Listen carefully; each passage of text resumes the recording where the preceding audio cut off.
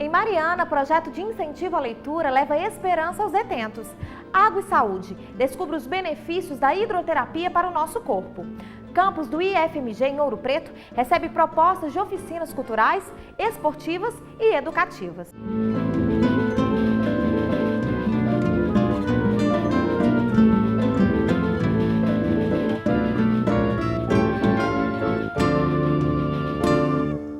Olá!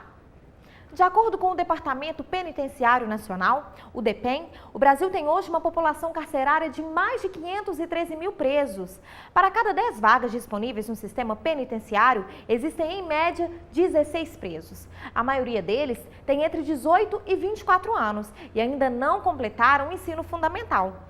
Na reportagem a seguir, você vai ver que em Mariana, um projeto chamado Caixa Estante tem mudado por meio da leitura a rotina dos detentos no presídio da cidade. A gente vai esquecendo das letras, vai esquecendo do que você lê lá e depois você fica aqui sem ler, sem conversa. Tem muitos que interessam muito a progredir, a seguir em frente. Entre 1500 e 1530, o único interesse da coroa portuguesa nas terras brasileiras era o pau-brasil.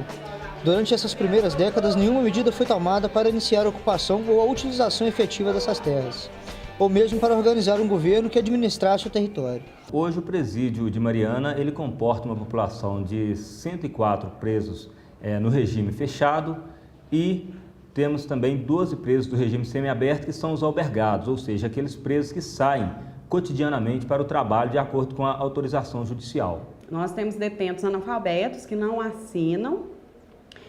Temos também detentos que têm o nível fundamental incompleto, também temos aqueles que estão no nível médio e também temos aqueles que estão no nível superior, que são, no caso, semiabertos, eles fazem faculdade, fazem inclusive direito.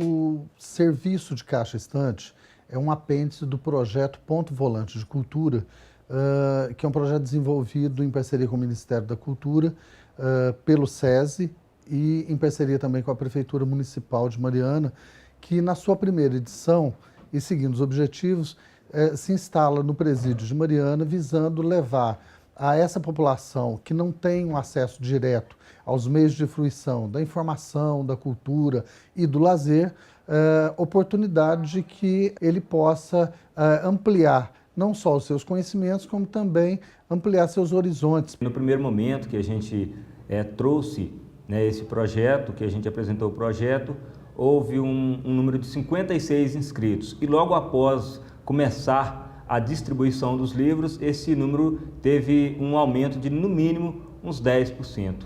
Melhora o humor, o pensamento melhora porque a mente fica vazia, como você não tem muita coisa para ler, então fica vazia.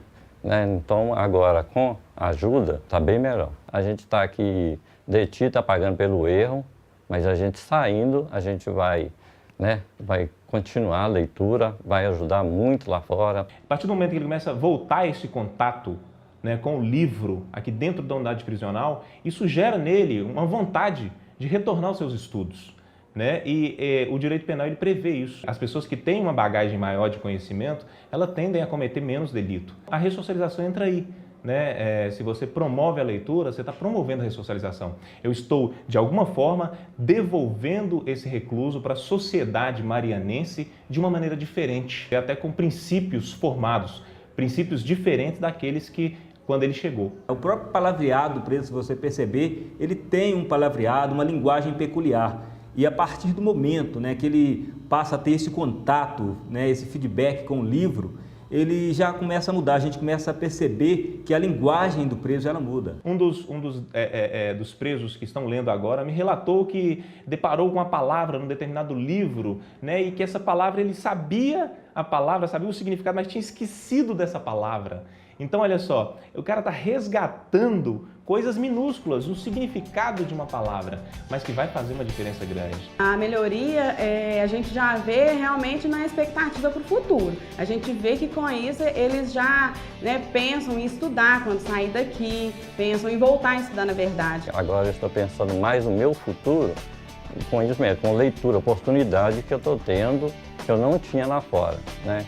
Pensava em coisas para fazer, mas esquecia de leitura, esquecia de escola, parei de estudar cedo. Tem muitos que parou e tentou voltar, mas não teve, né, tempo. E agora aqui tem um tempo, tem oportunidade para continuar a leitura e seguir. O Caixa Estante disponibiliza para os detentos do Presídio de Mariana cerca de 250 títulos entre romances, biografias e livros didáticos. O projeto também pode ser levado a outras instituições e empresas. Basta os interessados entrarem em contato com o Centro de Cultura SESI Mariana. O telefone é o 3557-1041. Todo o acervo do Caixa Estante é gratuito. Além de ser um recurso vital para a nossa sobrevivência, a água também pode ser utilizada na prevenção e no tratamento de diversas doenças. Essa é a função da hidroterapia, um tipo de técnica usada por profissionais da saúde em reabilitações cirúrgicas ortopédicas, tratamento de lesões musculares e articulares, por exemplo. E para saber mais sobre a hidroterapia, o Plano Aberto de hoje conversa com a fisioterapeuta coordenadora do setor de fisioterapia da Prefeitura de Mariana, Ana Maria da Costa Matos. Ana, seja bem-vinda ao Plano Aberto. Obrigada. Ana, primeiro a gente queria esclarecer uma dúvida. Às vezes as pessoas confundem hidroginástica com hidroterapia. Qual a diferença, Ana? A hidroginástica, ela deve ser dada pelo professor de educação física. E não precisa necessariamente da água estar aquecida. A hidroterapia, ela deve ser dada pelo profissional formado em fisioterapia, tá? E é necessário que a água esteja aquecida. Então, a temperatura ideal de 31 a 32 graus, para que o paciente possa aproveitar o máximo desse efeito da água. E quando é usada a hidroterapia, Ana? Para o que ela é indicada? Um exemplo, ficar mais prático assim. Uma entorse de tornozelo, de joelho, uma lesão no ombro. Então, enfim, com traumas, então pode ser usada para traumatortopedia,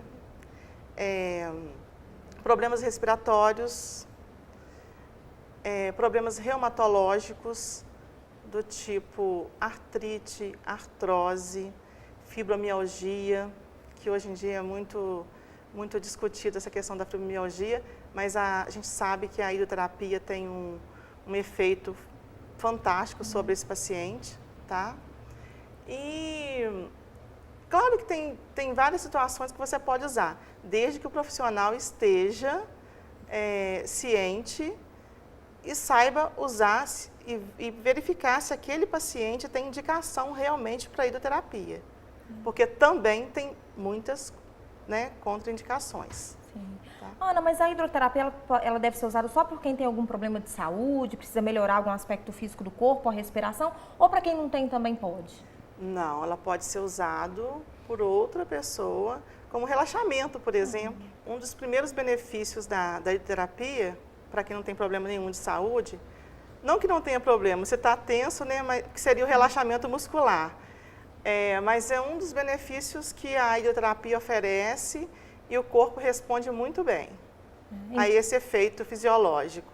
Então ela não teria contraindicações? Quem pode dizer se tem contraindicação ou não é o profissional de fisioterapia a partir de uma avaliação. Ele vai cada paciente. De cada paciente. Por isso que a hidroterapia, geralmente, é um tratamento feito com um grupo menor de paciente, quando não somente um paciente. Só para comparar, a hidroginástica ela pode atender um grupo maior, partindo do princípio que quem está apto a uma hidroginástica está com o quadro físico funcional ok, tá? Então tem essa distinção para quem não tem problema osteomuscular, tá? Mas o efeito, como eu já disse antes, basicamente é o relaxamento muscular, tá?